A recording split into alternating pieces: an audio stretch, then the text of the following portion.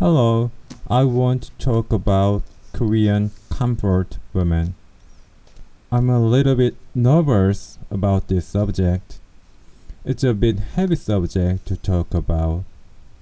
I have to say, I don't mean to hurt anybody, especially the victims.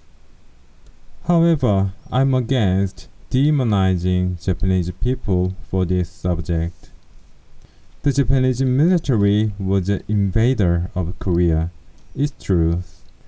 But I believe there is another truth about comfort women. Obviously, it was a crime against Korean women.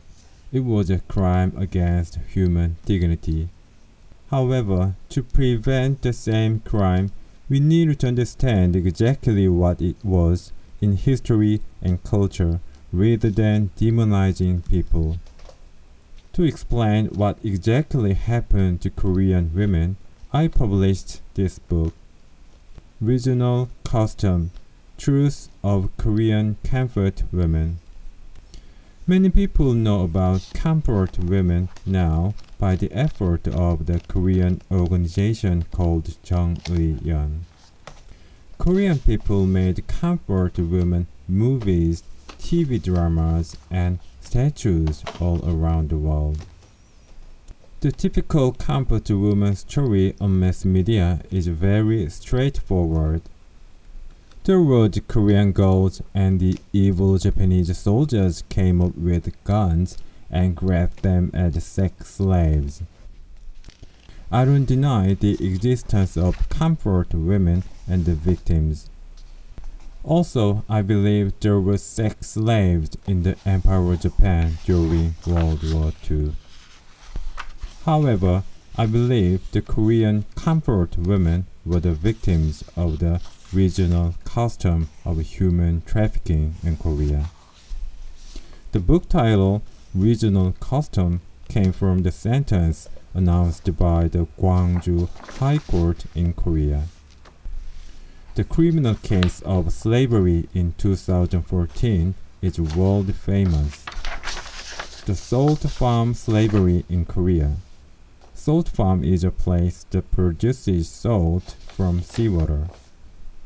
In 2014 Korea, the local labor recruiters tricked the disabled men with visual disturbance or mental handicaps. They tricked them by promising jobs and enslaved them. They locked them up and forced them into heavy labor without payment. In this anti-slavery case, more than 100 victims were rescued. And the Gwangju High Court verified there had been the regional custom of human trafficking and slavery. They said such similar crimes had been customary on many salt farms for the extenuating circumstances of this case. Gwangju High Court suspended the jail sentence for the perpetrators, the slave owners, and released them. I know it's amazing. The practice of human trafficking was so pervasive in this region. The judge of Gwangju High Court showed leniency toward the perpetrators of this criminal case. You can find the details about this case in this book. I believe you cannot understand Korean comfort women properly without understanding the common practice of human trafficking in Korea. Before the Emperor of Japan annexed Korea in 1910, the Chosun Dynasty existed in Korea. And you may not know that Chosun's national law facilitated human trafficking. Before Japan annexed Korea, human trafficking was totally legitimate practice in Korea. Slavery called Nobi has been a common practice for more than 500 years. In the region of Korea, slavery officially existed until 1894. I'm not saying something new, and you can find verified references about this in this book. In 1894, the Japanese military occupied the Gyeongbokgung, the main royal palace of Chosun Dynasty, and the pro-Japanese cabinet abolished slavery.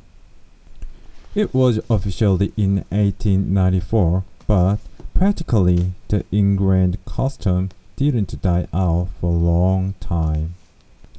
Because the native Korean people were so conservative, they didn't welcome the Reformation led by pro-Japanese. The official institution of slavery was over in 1894, but it survived as a regional custom for a long time. When it comes to slavery, the first thing you think of might be the image of white European people who enslaved the African people. But in the case of Korea, Korean people enslaved the same Korean people. The average population of slavery was 30% of the whole population. Joseon government guaranteed human trafficking by the government organization called Sang-e-won. The Board of Slavery, which was in charge of registration of slave ownership, just like the registry office today issues a land registry certificate. Furthermore, the slave was the object of trade. The Joseon government offered the declared value for the slave trade, just like today's government announces the official land value to stabilize the land price. I'm not an anti-Korean. I love Korea and BTS. Korea has a long and splendid history, also the most advanced culture in the world, including slavery. There was no punishment when the owner beat or raped their slaves. Also, the status of a slave succeeded from parent to child. This is a unique part of Korean slavery. They enslaved the same Korean people and the status was succeeded. So if somebody raped a female slave, the baby from the victim would become another slave. In turn, it could be a way to increase the number of their slave, their property. You can find the detail and the reference for this in this book. Also, you may not know, Joseon society cruelly violated Korean women's human rights. Chosun society forced Korean women into absolute obedience to their husbands. Their husbands held life or death authority over them, and the Korean community allowed husbands corporal punishment or murder against their wives. There is detail and a reference about how easily they could kill their wives in this book. They regarded their wives and daughters as their possession. In some cases, such as when a family was in financial distress, some Korean men sold their wives and daughters. You can recognize this common practice from the report written by the French diplomat. Also, there is a detail in this book. It was a situation in Korea just before Japan annexed it in 1910. And after the Japanese annexation of Korea, you can still find a lot of human trafficking cases in colonial Korea. Korean men still sold their daughters, and there were still professional human traffickers who enslaved the victims. This book will show you many actual cases about this. This evil practice was so ingrained, you can find it in the Republic of Korea after its independence from Japan in 1945. In the 1980s, there was a report very similar to the comfort woman story in Korea. The only difference is the Japanese military changed to the US military in this case. In the 1980s, There was a military camp town near a U.S. Army base in Korea, which was called Gijichon. According to the report, the brothels in military camp town recruited women through deceptive tactics. The human traffickers attracted many victims by placing newspaper advertisements promising to work as a waitress in an international club near the U.S. Army base. Once they sold the victims to the brothels, once they enslaved them, the escape would be extremely difficult.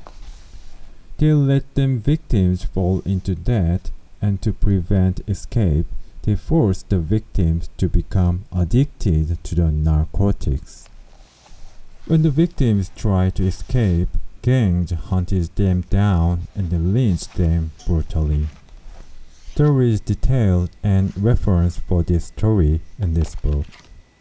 You may not know a book about the U.S. military comfort woman published in Korea.